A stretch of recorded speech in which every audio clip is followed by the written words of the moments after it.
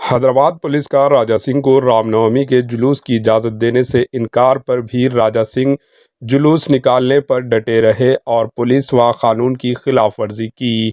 City police ने BJP रुकन assembly T Raja Singh को चारशंबे को मुकर्रर रामनवमी पर जुलूस निकालने की इजाज़त देने से इनकार कर दिया, फिर भी राजा सिंह ने एक ना मानी।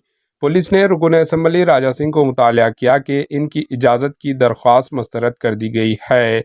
राजा सिंह ने 14 फरवरी को हैदराबाद कमिश्नर ऑफ पुलिस को एक दरख्वास्त दी थी और राजा सिंह कह रहे हैं कि जुलूस निकाल कर ही रहेंगे। Bureau report, AHN news.